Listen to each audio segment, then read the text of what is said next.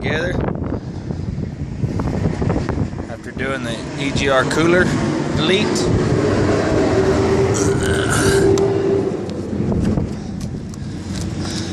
You can see my cooler's gone. It would be right in here. I got the Sinister hose to loop my cooling line back together, and then I'm fixing to take that plate back off, the block off plate, only because it's leaking and I didn't have the right plate from Sinister Diesel. I'm fixing to stick it back on, and I made a rubber gasket to go behind it, which is right here. I'm fixing to stick this against it, and we'll see if it leaks boost.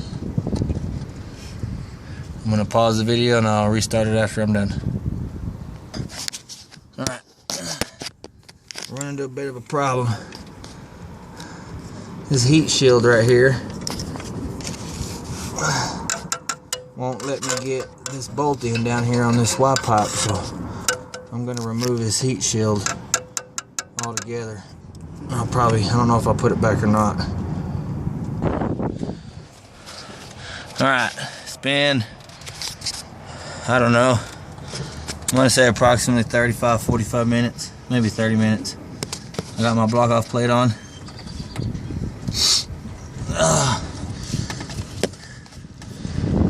In some of my previous videos, I did show you that, let's see if I can get to it. I did show you that I cut this out because I did say that this was a defect and you couldn't get a nut or a backup on this, but these screws come with it, so and they're Allens, and if you've ever tried to get an Allen wrench back here to tighten those through there, you'll know why I done this, so that this will flush up. And I went with the 13mm nut on the back side and just used a ratchet wrench, or a ratchet ratchet box wrench to tighten these 13mm. A little bit easier than an Allen.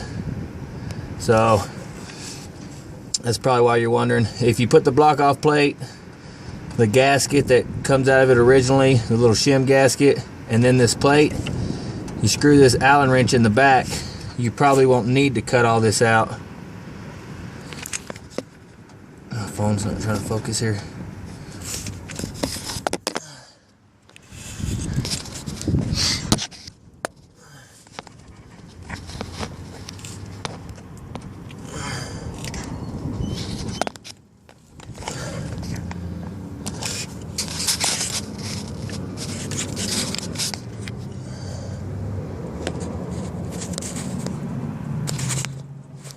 Oh, I got my phone backwards. Sorry.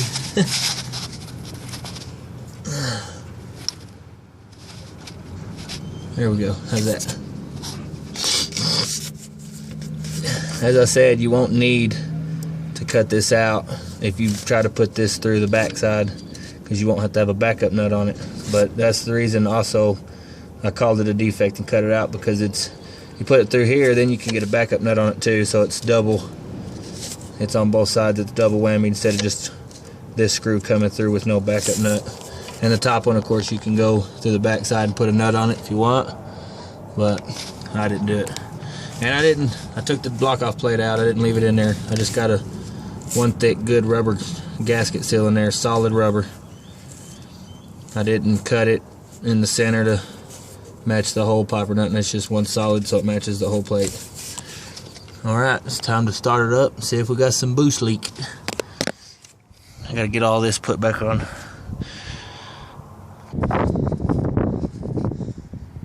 Alright, got everything hooked up. Everything's ready to rock and roll. Got my S&B induction. Let's go start it up.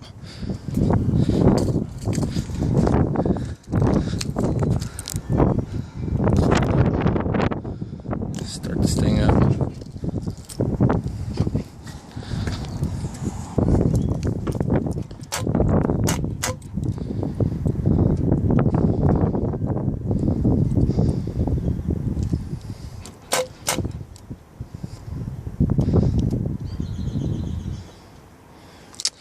My remote start's not wanting to work. bullshit.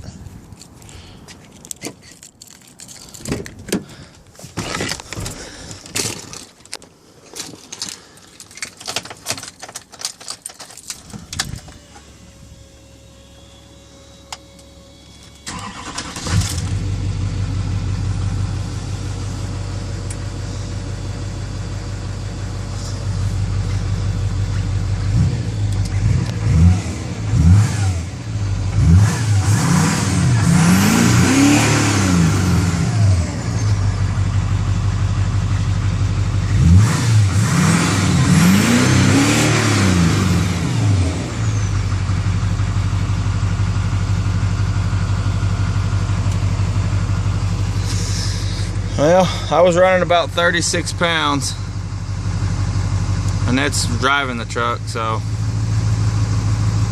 I will probably post another video.